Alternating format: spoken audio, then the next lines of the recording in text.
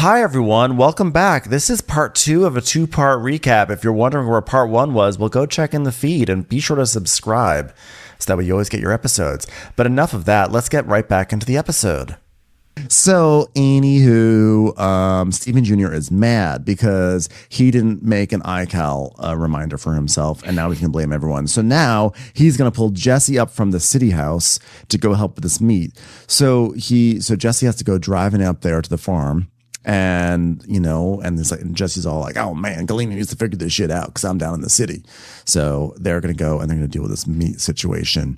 And then Jesse's like, this is the exact reason why I hate coming down here to the city, because if there's a problem, of course, there's always problems on the farm. I'm an hour and a half away, and now I got to get all my crap, head north, and figure out what the hell's going on. Here's an idea. This is a crazy idea. How about you say no, and then Steven has to call someone else? Maybe how about you stand by your lady?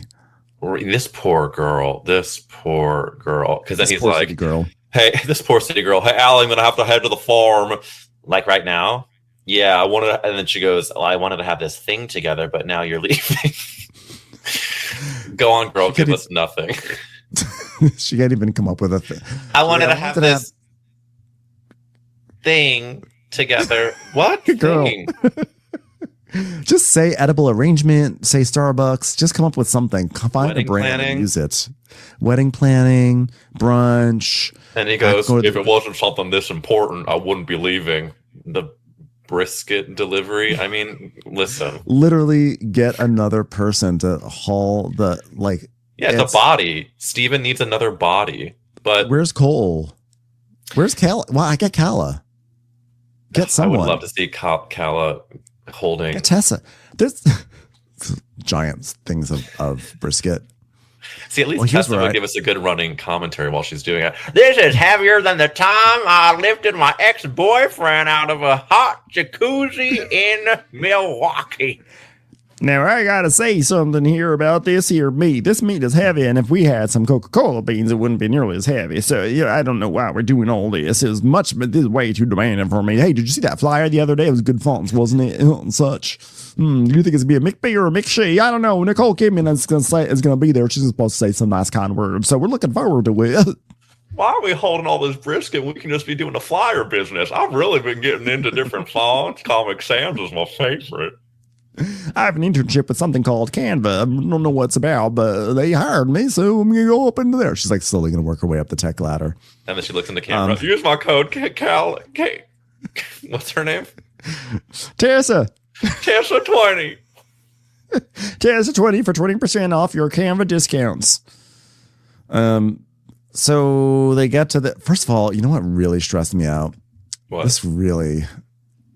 Holding the meat with their hands? No, that was stressful because it was very cold and they wish they had gloves. And I'm like, again, another failure on Steven's part for preparation. Mm-hmm. The way they struggled to open the door to their own meat locker. 1, 2, 3. 1, 2, 3. 1, 2. What is wrong with this door? Why? This is worse than the summer house door. Why did they close the door like that? Why? Like this is. God forbid door should not be that hard to there. open. I mean, what if you leave your keys in there? 1, 2, 3. I thought they were going to find Masha's dead body in there at that point. I was like, I wouldn't put it past Galena. I don't know where the corpse came from. I don't know what happened. So they have to bring all this brisket down to the barbecue spot. They're already 90 minutes late because I guess he waited for Steven to get there like a dum-dum. Why don't you start loading it up? Why are you waiting for Steven? Get a head start. Like, come on, like do the work. Yeah, and then Steven Jr. is like, it's our first delivery to Arthur Bryant's, and then you get to the flashback with the guy working there. Yeah, we try to run it pretty thin, which is important that you communicate if something's gonna be late or you can't hit an order. It's like, thank you for spelling out this storyline. Exactly. And of course, he doesn't communicate with him. And I misspoke. I said they was waiting for Jesse, not waiting for Steven. Oh, yes. So they're loading up all this brisket Okay. And Steven's like, I'm focused on making this deal, bro. I mean, the new owner has a bunch of different businesses and restaurants. So this deal is so much bigger than it already is with the brisket. And like, it has the potential to be so much bigger. I am angry. The producer said I should be angry. I am angry. So I'm hoping this relationship with Arthur Bryant goes smoothly. No issues. I'm going to go dark. I'm going to go dark if this doesn't go through. So they arrive and the guy's like unhappy. He's like, well, I know this is the first go around and everything like that, but we really need it here at 6 and not 8:30. So we're going to get brisket on this morning right at 6, which means we could probably get it off somewhere between 4:30 and 5. I'm like, is this an SAT question? How fast if a brisket's going at 90 miles per hour? If the brisket goes at 90 miles an hour, what kind of sauce do you put on top of it? How fast does it take Ted Lasso to fly over from London to eat our brisket sauce? If Ted Lasso eats one of our sandwiches at 7 p.m., what time is he taking the shit? The correct answer is once per hour on the hour, because he's eating a lot of his biscuits. It runs right through. Runs right through. Brisket. So anyway, so the guy's like, he basically shames him. He's like, yeah, so now we're gonna run out of beef at 5:30, so that's your fault. Sorry, sir. So now Steven's like really upset about all this. And Jesse's like, but why is it my problem? I mean, if he's in charge, if the deal fell through, it's his fault. Exactly. Sorry, if you're in charge, you still shouldn't be on top of this. If this deal is so important, why are you just, why you're not on top of it? Why you're not checking the times and when things are supposed to be there? Why are you having so much shower sex instead of doing your job? Yeah, I'm not really sure what the issues with Galena. Is it that Galena was supposed to schedule someone to be there to break the meat down and she never did, so they have to do it at the last minute? Yeah, no, it is unclear if she had been working. Would she be the one trying to open up the freezer door? Is she making the calls? Also, is this really how it's done? If someone ask for like 4,000 pounds of brisket, does it really come down to one guy throwing brisket in the back of a truck and another guy with like a calculator saying, okay, that was 20 pounds. Okay, next, ready for the next one. Like, that stressed me out. The manual addition of the poundage, that stressed me out. We don't have like barcodes that we can scan that like God forbid we write something down. I was like, what are you doing? Carry the 4. That's 1,100. One wrong. One typo or something. Sorry, I got to start over. Take it all out of here. My type A fucking very grade focused student was not okay with the way that they were adding up those pounds. No, they should have everything should have been scanned. Like the weight was already like in a database somewhere. Scan it and like a checkout or something like that. Him sitting there with that calculator, I literally was like, I don't know if I could watch this show anymore just based off the stress of this scene. Yeah, I'm curious if we're supposed to expect that this is going to ruin the brisket deal, or are we going to be seeing a recurring theme of this Ted Lasso barbecue loving restaurant? I think they're going to have a redemption arc and it'll be okay. So Steven Jr.'s like, now they're leaving. And Steven Jr. is still mad. He's steaming mad. And he's like, 2.5 hours late. 2.5 hours late. Fucking shit show. I was going to go to my CrossFit today and now I can't. Okay. I don't know what my WOD would have been. And guess what? Galena's just gone. She went dark, by the way. I don't know if you heard. She went dark. And there's been no one knowing what to do. Nothing could have happened. Whenever she's good, she's a rock star. But whenever she's worried about Dad and Masha, okay, it's like you can't even break her out of the singular focus on Dad. You know what I'm saying? You're Steven. Jesse. I keep calling myself Steven, but I'm Steven. You're Jesse. You know what I'm saying? I'm confused. I'm mad. I'm mad. I'm going dark. And then it flashes to Galena having the saddest. I'm preparing a full romantic evening with you. I'm going to drip chocolate sauce all over your penis. And then I'm going to put a cherry on your nipples. It's like she's so in love with this man. We see the saddest ways that she's like, and I am going to be so happy as long as I'm with you. Cut to, they break up 4 seconds later. And every flashback where she's sweet talking him, he looks terrified. Steven Sr. Disinterested. This man's a piece of shit. So now Cole is arriving to help with baby gender reveal prep, and we have a song from our country, Trixie Monocle, and this is the song to play for the gender reveal, which goes, they'll be burning down the barn, they'll be letting it all hang out, trading cowboys on the dance floor while the band is playing loud. Another banger song. Yeah. Yeah. I was like, was that cut from Sinners? Did they repurpose it here? Because let me tell you something. There was some real soul in that song. Real beautiful. Real beautiful. Maybe, actually. I mean, it does lyrically match the plot of Sinners. It does actually. It does actually. Yeah. So they're setting things up and everything, and I almost forgot about this part. They're setting up, and Casey turns to Jesse and goes, "Guess what these are?" And he goes, "Fruit pizzas? No way!" And then they cut to a round piece of dough with some sort of creamy sauce underneath chopped berries. Please. I shudder to think what is going on this fruit pizza. This Pinterest travesty that descended upon Bravo in this moment, I will never forgive it. Now, I really hate berries. I've come a long way. I can eat berries now. For a while I couldn't. So I do not like strawberries or blueberries or raspberries. I didn't know that about you. Yeah, it's a weird thing, but I'm like, it's not official exposure therapy, but I'm trying to lean into a concept called maturity. Sure. And realizing that you can eat a strawberry and it won't kill you, and you can be an adult and just eat it and it's fine. But that being said, this fruit pizza is such a travesty. I could not. It's so embarrassing to like see a family secret recipe be revealed on a national network television show, and for it to be like the nastiest. Like, can you imagine like telling someone that your childhood favorite treat was something that was absolutely disgusting, and then to put it on a TV show? I'm sure Twitter and Reddit are all dragging this fruit pizza. Unless people actually I'm like gonna say it's the other way around. I bet people are like, oh my God, it's actually secretly really good. I think like there's inherently nothing wrong with like berries, some sort of like creamy sauce and like bread. Like there's inherently nothing wrong with it. But it's the branding that really makes me so mad. The fruit pizza, I cannot get behind. Let's call it something else. It's almost like Mama's beer cheese. I think like I at first heard that and I was like, there's no chance anybody would want to partake in that. But now I'm like, I would swim in some beer cheese if I had the chance. I actually love beer cheese, but I would say not to yes and you, but I do love beer cheese. But I think there's something about like calling it fruit pizza.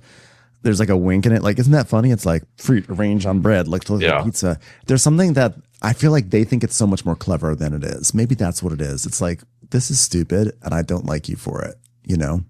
Yeah, and then of course Calla walks in going, "Aw, cute," and it's just like, oh, that's how you know. That's how you know, because Calla thinks it's cute, and she's gonna tell her friends in Dallas, and her friends will be like, "That's nice, bitch, but you said you were gonna be moving here, and now you're up there eating fruit pizzas." So yeah, and then after Calla walks in, my favorite thing is how the music all of a sudden becomes like scary. It's like Sinners soundtrack. It's like all of a sudden they're all like, so devastated she's there.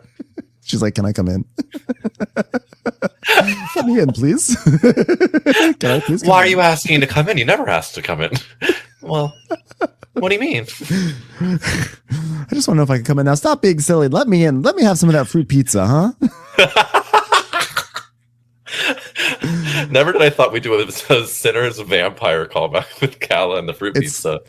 It's actually so rude to the legacy of that film that we are now adapting it to Calla and the fruit pizza. To the McBee dynasty. It's like literally it is truly like the exact opposite of what that movie is all about. You know what Sinners reminds me of? The second season of the show that was not on the first season was not prominent. The second season is. It's called the McBee dynasty. Could you imagine watching the Sinners and be like, "Ugh, this really reminds me of McBee Dynasty"? Be like, "Get out of this theater right now." Yeah, truly. So they're there. So she's there. Everyone's like, "Oh my God, she's back. I thought she moved to Dallas. I thought she wasn't here." And then Casey's really obnoxious. She's like, "Steven didn't tell any of us that she was coming, so it's confusing to see her here. I mean, even though Callie and I did make up, I'm going to be raising a McBee. So no matter what happens, I can't side with Calla. I'm a McBee, and I'm going to have to have my side with them from now on." I'm like, are you in Oklahoma? Is this like the cowman and the farmer can't be friends or something like that? Like, what is this? Like, what is this ridiculous? Like, I'm raising a McBee. I gotta always take the McBee side. I can't think for myself anymore. Yeah, this is the most boring West Side Story. It's like my theory is that the men, probably Cole and Steven, are so anti the women having any sort of friendship that they do anything that they can to tell Casey to hate on Calla. 100%. It is a divide and conquer situation, which is why the men rule the roost on this show. And why Casey always has dead eyes when she talks, because she's just picturing what the men have told her before the cameras are rolling. Either that or she just drank a lot of body armor. Or the potassium from the body armor is making her have another panic attack. Jesus. She can't handle it like the way a city girl can, like Allie. So Allie comes in her stilettos and her mink stole because she's a city girl. And I got this at the big store in the city. It's called Marshall's. And she's like, well, I don't know if she's even invited, but at this point, it's hard to keep up. Are they together? Are they not together? It changes every day. Well, settle down, Miss Lady with two houses. We don't know where you are. You know, I'm sure you wouldn't like it if Calla was like, I don't know where house she's at any day because it changes every single day. So settle down. This is an example of a hot take that I'm taking that I really don't care about. I'm like, see, I just started up again. I'm like, how could she say that about Calla? How could she? No, I co-sign it though. I mean, like, at least Allie is sort of a bitch. She's still boring, but my hot take is that Allie is. I think if they get another season, we'll see the bitchery of Allie start to grow. Allie is also the one I could see myself getting along best with, not just because she's a city girl, as am I, but there's something about her that I think it is that undercurrent of bitchiness that I actually connect with very well. You know? Yeah, I think so. It's like one of my fatal flaws is that I am drawn to sometimes these people like Allie, or like, you know, like one of the things I really have a hard time admitting is that like I could see myself being friends with Janet on the Valley, and that's tough, and that's tough.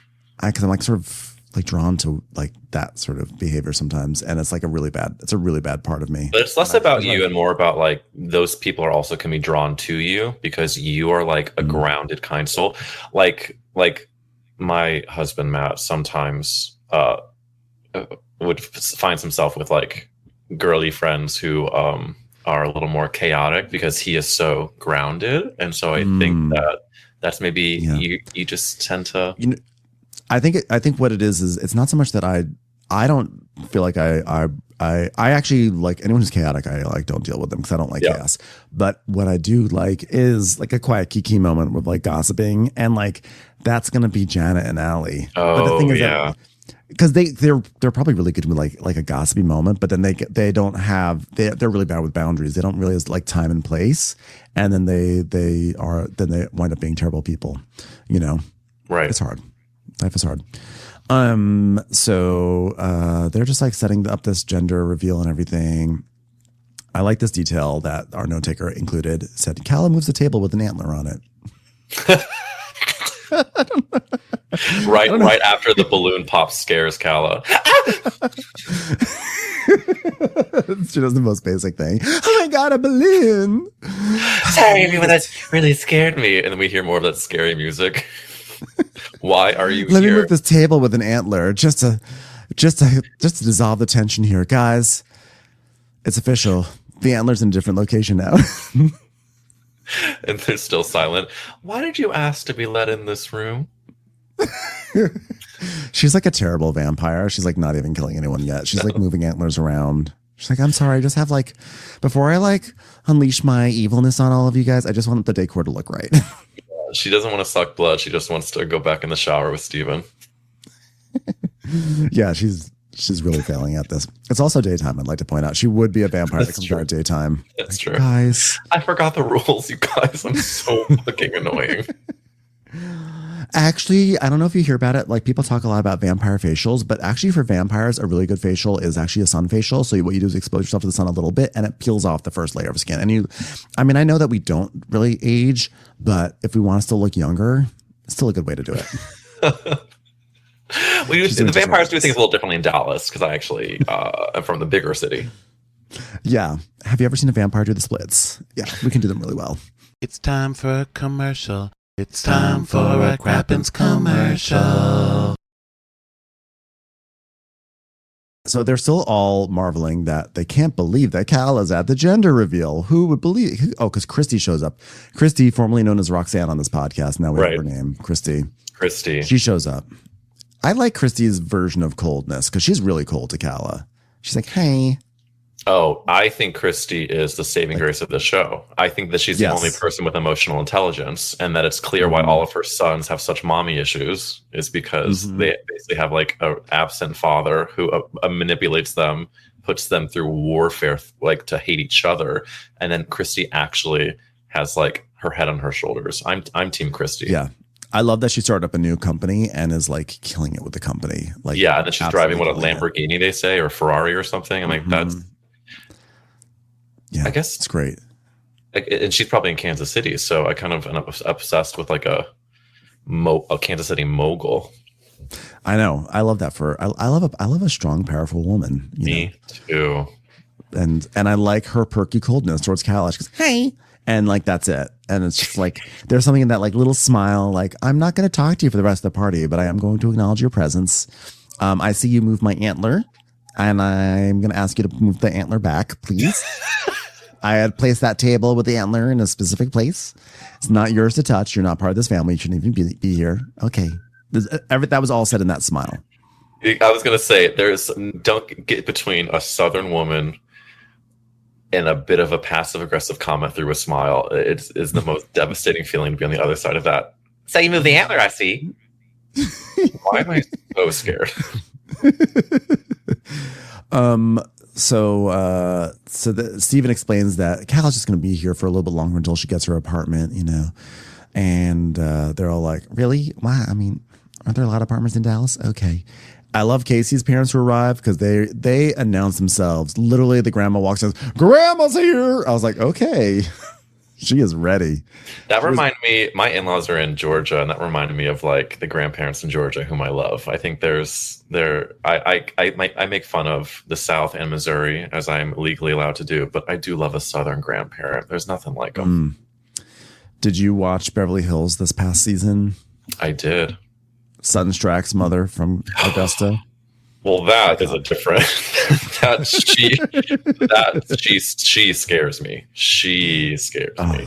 She was wonderful. She was just the best. Like we need Vera on every single season, and I need Vera now to put her attention on Kyle and just scare the shit out of Kyle. I agree. But I think also if we're comparing McBee Dynasty to Beverly Hills, the reason why this show is so bad is because every single person is acting. Grandma's not. I think she announces grandma's here every time she enters any room. That was authentic. Yeah, that was authentic. But everything else is so acting. Whereas Sutton's mom on Beverly Hills, she did not care a camera was there. No, that was authentic disappointment and disdain. It was wonderful. You could feel it. So Cole announces to everyone, hey, we're going to go back out. We're going to watch this helicopter fly over. So whatever color comes out, that's the color of the kid. So they're like, color of the kid. Color of the kid. Sorry. That's the font of the flyer. Sorry. It's the gender. Okay, the gender, the color of the gender. Okay. So everyone's hoping that that Cole winds up with a girl. Because they know that he's like a dick and hates women. He hates women. So this will be the ultimate trolling as he winds up with a girl. I'm like, well, that's great for that girl. Love to hear that. So the helicopter comes flying over, and then it hovers, and then they just like spray out all sorts of pink smoke. And I was like, wow, they're having a gay boy. Congratulations. You're having a boy who loves Wicked. I'm surprised with the NBCU. I'm surprised it wasn't green and pink coming out. And like Cynthia Riva is like, she's like, it's me. Congratulations. Welcome to the Wicked experience brought to you by McBee Dynasty. Listen, we can only be so lucky to have a Wicked. I mean, when the new Wicked movie comes out and that press tour starts up again, we will be seeing a McBee Dynasty crossover. I'm not sure the press tour has ever ended because they are putting Cynthia Erivo everywhere. I mean, everything is Wicked. It's still everything Wicked. I just heard that there's gonna be a Wicked something or another at the end of the month. She has all over Poker Face. She's doing Jesus Christ Superstar in a few weeks. And I need to see that. Yeah. Can I tell you that I auditioned for one of the Wicked commercials where they're at Target? It was a Target commercial. Oh, yeah. and I did not book, but they didn't say what it was for, except we had to sing, right. But like saying different things. So maybe for Wicked. But that's okay, because you got to be in a different commercial with, you were walking in a door, right? Who was it? It was a celebrity who was in that commercial. Issa Rae. Right? Issa Rae. Did she actually film with you guys, or was it like composited, like digitally? So this was so it was a TurboTax commercial for the Super Bowl. Super Bowl commercial. Yeah, and I ended up being in about half of a second of the final cut. But she had a body double there for every single shot, except for when we actually rolled. She did show up and looked stunning. Paycheck. And collected her paycheck. But yeah, she had like a 2 or 3 day shoot for a TurboTax commercial for the Super Bowl. But hey, TurboTax, more like slow boat tax, 2 to 3 days. I mean, come on now. I like you that. Can use that in your show, by the way. I will. Feel free. I'm gonna get a full segment on my TurboTax. Do a whole bit. I would love to have a bit part in a commercial. Like, that would be my dream. You know, I have a SAG card. I've had a SAG card for 20 years because I appeared on something once. I appeared on a panel for the Fox reality. Fox used to have a reality TV network. And so I used to appear on this panel talking about reality TV. And I had to get an AFTRA. They signed me up with AFTRA because of it, because they were like an AFTRA signatory. And then AFTRA merged with SAG. And so now I got kind of grandfathered into a SAG. I've had a SAG card for 20 years. Do you get screeners? Used it. I get screeners because I was told, like, once you're in one of these guilds, you never want to stay in. It's like so hard to get in. So you pay your dues every year. I pay my dues, and I basically got backdoored into having a SAG card. And then of course I'm an obnoxious. This is where the Janet side of me comes in when people talk about, like, I'm so close to getting my SAG card. I'm like, got one. You need to work for it. I'm just impressed that you're able to keep up with your dues for all those years. But listen, I think you and I are going to find ourselves in another television program together, and we're going to hold our SAG cards in every shot. I would love to do that. Maybe there should be a commercial for SAG, and we'll be like, guys, as representatives of SAG, I'm an actor. My name is Eric. My name is Ben, and I'm an actor. Please cast us in a commercial. I just want to be in the corner of a commercial somewhere. I don't have to be lead. I can just be one of those people walking in the back of a Claritin commercial, and I'll hold like a pinwheel, and I'll be like, something tells me you're going to book. I think you're going to book. Well, one can only dream. I want to be booked and blessed someday. I want to be in a Claritin commercial. I've decided that's my new dream. And you know what? It should be, and you should be in one too. And Ronnie as well. I'd like to add, because Ronnie is an actual actor, as are you. So Ronnie should be the lead of the Claritin, and then I'll be this depressed person in the back. And you know what? I say bring back Joan London. Joan London used to do these great Claritin commercials. Let's bring back Joan London. The three of us will be doing a picnic, balloon overhead. We're breathing right because we can breathe nicely with allergies. I love this vision for us. I do too. Yeah. And one thing we will not be breathing in are fumes from a helicopter that's doing a gender reveal over our head. That is a fate reserved for these people because that's what they're watching right now. When the smoke actually comes out, do we see a quick cut of Cole like looking devastated? I saw it in a teaser, but is it in the actual episode? I don't remember, but let's just say like, he was. Yeah, because in the teaser he definitely goes like, there's like, or like next, and they show the pink, and then he's like, or they show the preview clip, and he's like really pissed. That's what really makes me angry when I see gender reveals on TikTok, and they find out it's a girl, and the dad is angry. That makes me so pissed. Yeah, because they know it's harder to be an absentee father to a little girl than to a little boy. Exactly. Yeah. God forbid you have to show a single emotion. So then Cole has a totally normal reaction. He goes, well, we got to paint one of the tractors pink. Like, that makes no sense. That's fine. I mean, maybe, again, wicked tie-in, it works. And then they say the name of the baby, which I thought, I don't know if it's like, not to keep bringing up my Judaism, but it's sort of, there's like a, what's the word? It's taboo. Superstition. Thank you. There's a superstition that you don't say the name until the baby's born, but right away he's like Blair. And then my favorite thing, Calla goes, I love that name. Does Blair? I mean, Blair's a great name, but does Blair? We love our Blairs. We love the Blairs in the audience, but Calla like losing her mind. I guess if you're named Calla, you're really so excited by any name that's Calla. You're like, oh my God, a normal name. I love it. I love. But that is the reaction you're supposed to have when anybody tells you the name of their child. So you know what? I give her that. Yeah. And then Christy's like, oh, you're going to be an awesome, awesome girl dad. Which, by the way, if I hear the phrase girl dad one more time, I'm literally like, I don't know if I can deal with it anymore. It's like one of my least favorite things that ever happened is I don't like rise of I'm a girl dad. She's a girl dad. He's a girl dad. But Cole's like, he's like, yeah, by the way, if everyone, thanks for coming. And if anyone wants anything inside, pizza's there. I'm like, don't fool those people because we know what kind of pizza it is that's inside. Fruit pizza. What sort of pizza? I was like, my dumbass was like, Little Caesars. You're like, were we talking about a pizza at any point? But that just goes to show how inauthentic fruit pizza is. That doesn't even lodge into your brain as a type of pizza. And it also goes to show that I'm smoking too much weed, but that's not the point. So anyway, I'm going to move this along, okay? Because I can't deal with this gender reveal any longer. Yeah, so they please. are, now it's big news has happened. So while they are there celebrating the gender reveal and the fruit pizzas, a phone call comes through. Someone left the door open at the chicken coop at Dad's house. And for some reason, all the brothers have to hop in their pickup truck and head over to Dad's house to see what's going on with there. So they head on over, and it appears as though Galena has unleashed her wrath at the house, at the lodge. And the women are like, "Why are you seriously leaving this party? You're leaving the party for your daughter to go check in on this?" And they're like, "Sorry, we have to because Dad says so," which is bullshit. Just goes to show how these people are shitty. And so they head on over there, and they get there, and the chickens. The chickens are they're supposed to be 13 chickens. They're not 13 chickens anymore.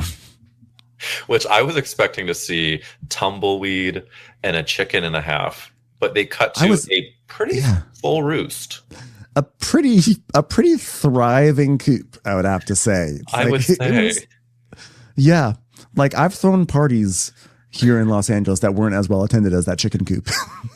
Yeah. Like I went to a pool party where the gays had chickens at the pool party, and that coop and this coop looked equally healthily full of chickens. This one was not an empty coop.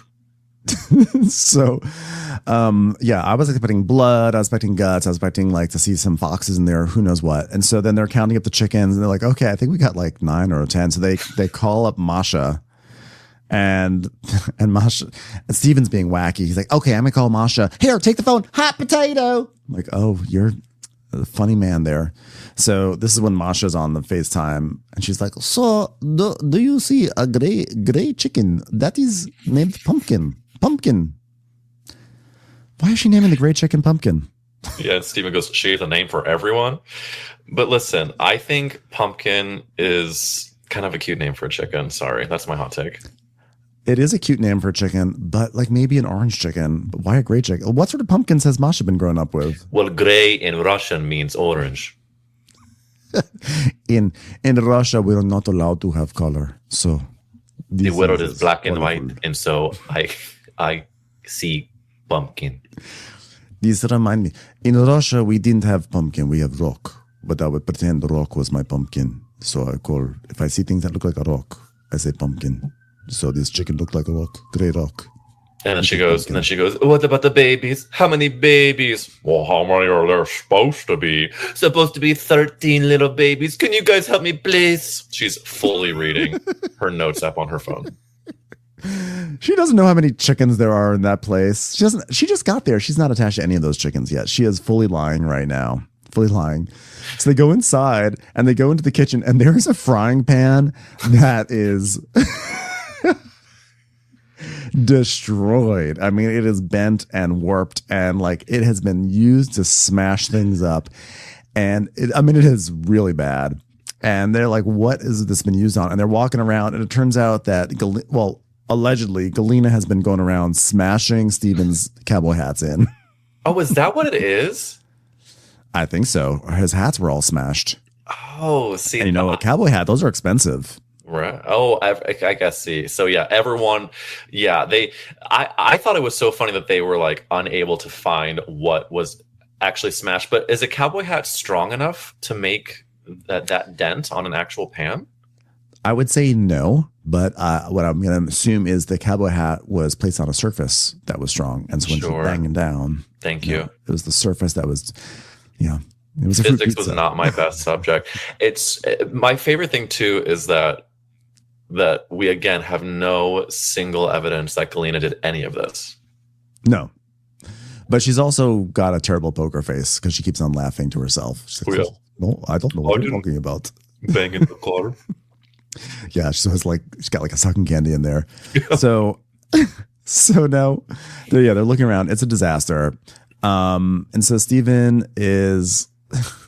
He calls Galena and he's like, "What the fuck happened in the lodge? Where's all the mashed stuff?" She's like, I don't know. Where's the makeup? I don't know. Maybe pantry is what I assume. I did not touch it. Well, where are her clothes? I don't know. I assume that they are in trash bag covered in rat blood, maybe burned on fire. Just guessing. I would not know because I wasn't there. And then she goes, I don't even care about her shit, but isn't she on vacation right now with your father? And then my favorite thing about Galena too is that she is the way that she curses. Could you please give an example of her cursing? I'm going to ruin that fucking horse life. It's just there's something about the way that she says whore, bitch, shit. I love hearing it in a Russian accent. It kind of gurgles up outside of her. Like when she doesn't just say whore, she's whore. It's like she's building up momentum inside of her throat and then just spits it out onto the. And I do think that she, without cameras, is crazy. I do think that I do buy it from her. 100%. Yeah. So then we go over to Jesse and Allie's farmhouse, and she forgot her work. She forgot her work computer back at the city house. I mean, what's a city girl to do? You're at your laptop in the country. I mean, she might have to go all the way back there, the big city life, to get that laptop back. But they basically have a whole conversation where he's like, "Yeah, I don't think we should keep the city house because I'm not going to live there. First of all, I'm a man. I'm going to call the shots, and I'm needed on the farm. So guess what? We're closing up the house, and you can't stay there. Otherwise, I'm going to break up with you." Like the ultimatum. I think Allie should leave him, but I don't think there's any world that she will. She won't. You can see she is really upset. She's like basically swallowing her rage and her sadness. And she says, "Well, I'm going to go do some work," which we know is a lie because she left her work laptop back in the big city. So, I feel bad for her. She should leave him. This is not the man for you. You want a man you don't want a man who's going to build you a house and then take it away from you. Oh my God. And also like a really cute house to give you giving her the life that she always dreamt of in the big city where she gets to get her nails done. And then to take it, they probably lived there for like a year. And then he's going to now say, "I won't marry you." Because that's what's next, right? Is that there's like an ultimatum. He won't get married unless they sell the house. I think, until she gives in to like the farmer lifestyle that she doesn't want to have anymore, which is real shitty for this hairless man to be asking of his betrothed, right? Thank you. I agree. Yeah. Maybe grow some hair and we can discuss, but until you grow some hair and then become a BEAR. Yeah. Go from bear to bear. You know what I'm saying? So then we go to Steven and he's driving, and this is where he does a lot of his anger acting is when he's driving, and he's calling Galena, and Galena's not answering, and it's like, "Are you kidding me? I mean, hey, okay, Kara, have you heard from Galena?" And Kara goes, "I have not," which is like that's her big line that she says. She's really good at landing that line. And she remembered her line. She did not have to bang on that piano. I know. I wish I could be like Kara. If only I had her energy back in 6th grade. But she only had 3 words, and you had a full monologue, really. That's true. So he gets to the office, and Galena walks in, and she starts going like upstairs, and Steven's like right there. It's not a big office. And he's like, Galena, and she just ignores him. He has to chase her down, and then she's like, "Oh, I did not see you there. Are you making some avocado toast?" Where have you been? What do you mean? What do you mean? Where have I been? Russia. You know what's actually devastating about this is that during this fight where he's like telling her that she has not been anywhere, she gives like a very heartfelt plea where she's like, I deserve a day off. I deserve to grieve this man. I mean, that's where it pulls at my heartstrings more than I thought than it would. Because I'm like, this woman actually put her whole life into the villain of this farm's world. She was completely convinced that she would be with him for the rest of her life. She thought she would be the last one that he would break up with someone for. And it turns out she was not the last one. But you know how you get him is how you lose him, as they say. Yeah, she goes, I'm still a human being and you cannot mess with my head like that. You know how it affected me, and then on top of everything else, he went with my friend that made me lose my trust, period. Like, I feel for her. She's giving Chekhov. I do feel for her, but this also happened a little while ago, and so she should have taken her day off then. I mean, hello, true. Ted Lasso Barbecue Sauce Company needs its meat, okay? And also, you have to like announce your sick days. You can't just like go dark, even though it gives Steven a chance to say she's gone dark a million times.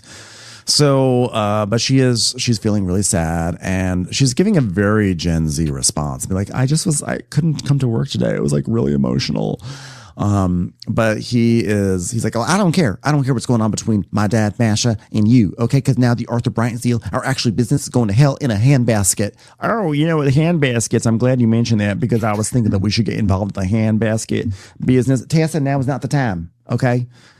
What's going on? Are you going to be able to continue? At what point? What's going on with you, Galena?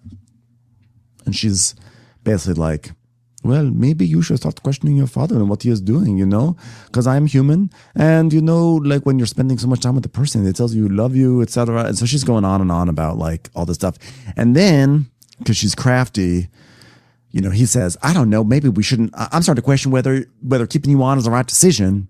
And she's basically like, oh, you can't fire me because I know where all the bodies are buried. Mm-hmm. And she essentially says, oh, that was low blow because, you know, after everything going on the last couple of years and you brought me to this point. I mean, and don't even start me on FBI investigation, Bravo Television. And he's like, God damn it. Come here. Come here. Get in here. I'm taking off this microphone right now. We're going to have a conversation behind this closed door that the cameras will definitely not be able to pick up. And then he spells it out. My dad is under FBI investigation, and you are the only one and my mom that even know what's going on. So that has to stay between us about the investigation going on with the FBI, between my dad and the FBI. That cannot be told between anyone between us and the FBI. I keep cutting to Kara, the receptionist, being like, like pretend mugging. I'm just doing Wordle. Wordle, it's fine. Let me try adieu. ADIEU. A lot of vowels. Oh God, I didn't really quite get to that fifth letter, did I? So adieux. There, nailed it. So basically, yeah, the cliffhanger that comes out is that they're under FBI investigation. And who knows what will happen. Even the brothers don't know about it, but now it has to all come out because Galena opened her mouth. And it was not expected at all whatsoever. So that was the end of McBee Dynasty this episode. Eric, thank you so much for joining on this very important piece of television. Listen, it's an honor to recap the next big thing on Bravo, the McBee Dynasty. And I just want to say that no one ever would ever fill in Ronnie Karam's shoes, but it was an honor to be able to talk to you, Ben, on this gorgeous podcast. Well, thank you. And it was an honor to talk with you because you are a superstar and you are going to be bigger than all of us soon enough, especially once both of us get cast in a Claritin commercial. So really looking forward to that.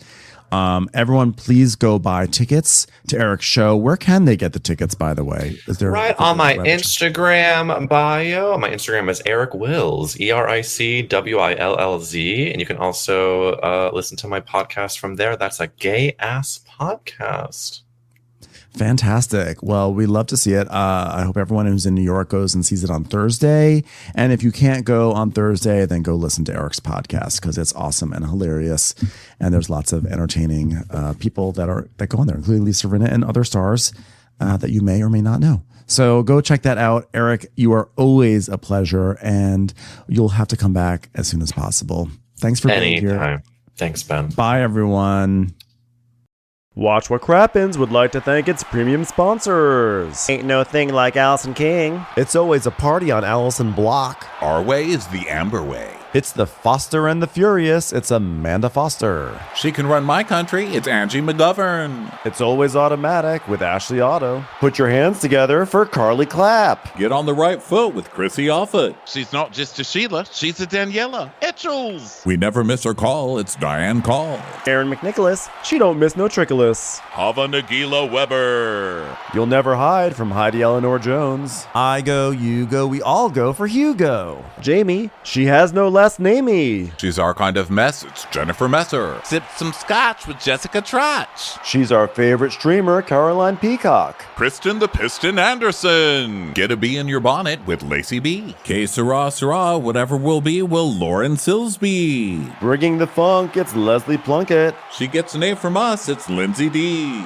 Let's give a kisserino to Lisa Lino. Fresh as a daisy, it's Maisie McHenry. We love her on the rocks. It's Melissa Cox. Megan Berg. You can't have a burger without the Berg. This is Living with Michelle Vivian. I love ya, Olivia Williamson. Tastier than Flanderson, it's Rachel Manderson. She sure is swell. It's Raquel. Yes, we canna, it's Savannah. Cast a spell with Shannon Spellman. Let's share with Sharon Eldridge. Darn Skippy, it's Tippy. The Bay Area Betches.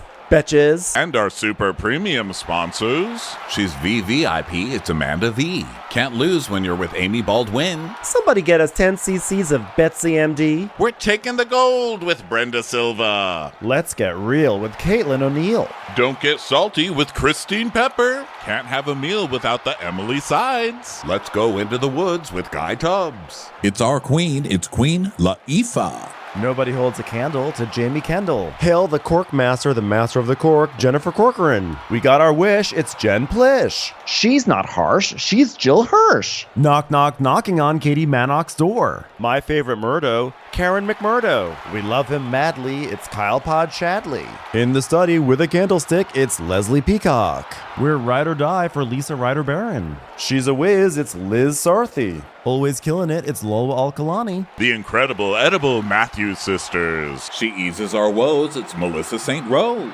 There's a chance of meatballs, it's Rebecca Cloud. She's the queen bee, it's Sarah Lemke. We cannot tell a lie, it's Sarah Telefson. Shannon, out of a cannon, Anthony. Please don't stop, it's Soli and Pop. Let's take off with Tamla Plain. It's always a good time when you're wasting time with Bravo. She ain't no shrinking Violet Kuchar. We love you guys.